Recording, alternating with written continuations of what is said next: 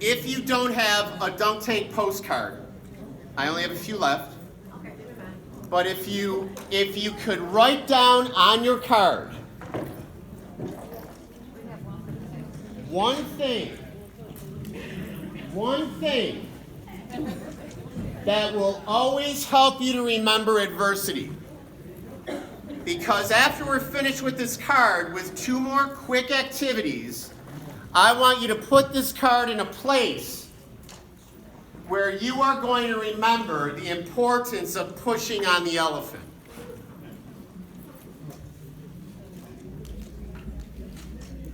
You still have that seatbelt fastened tightly because we're getting really intense now.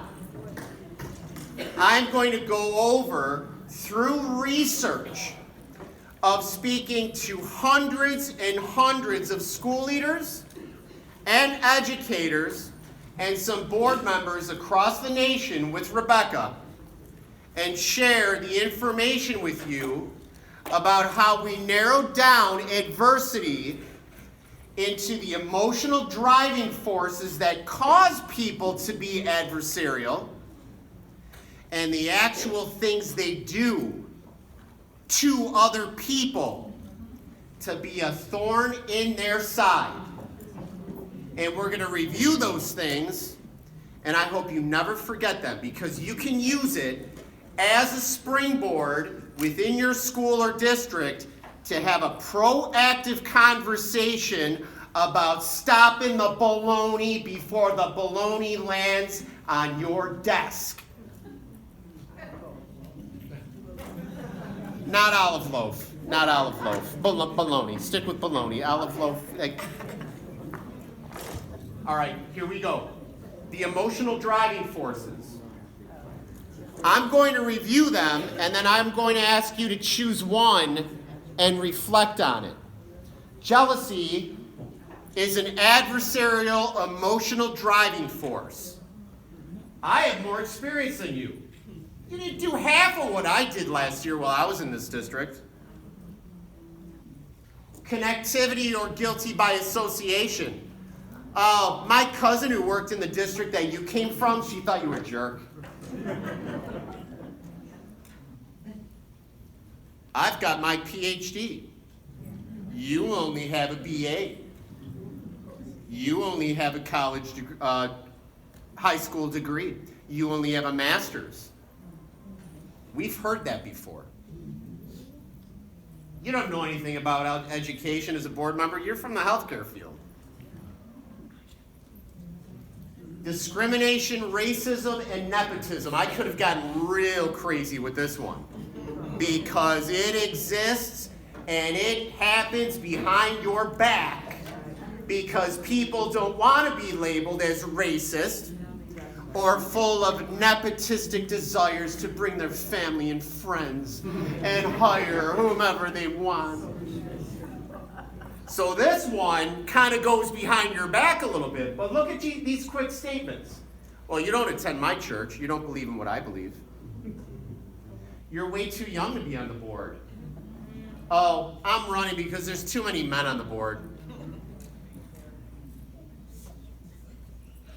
And there's Skippy.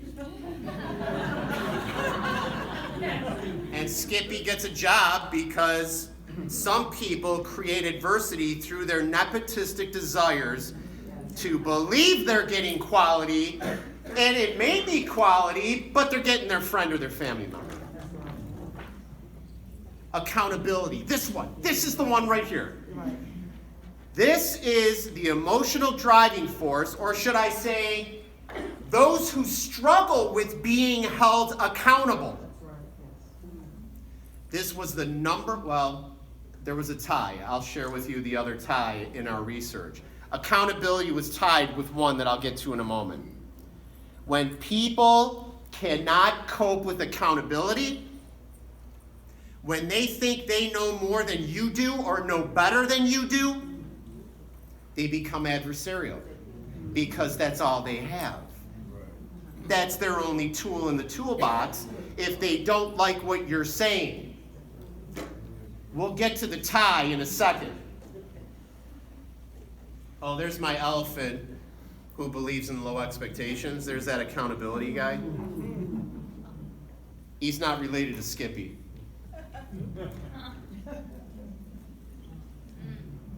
Oh, entitlement. Well, I believe that I should be able to do that. I should be able to do that. I've been with this school district for 20...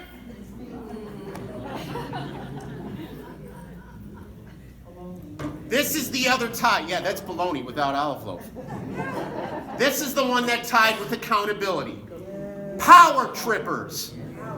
They even walk like they're in power, strutting around. They're in power. Ego.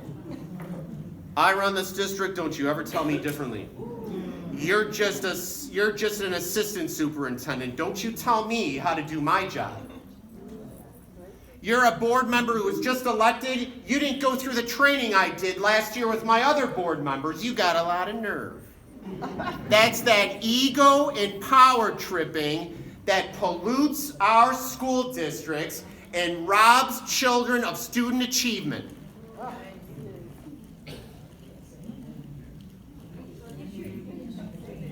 There's those killer fish.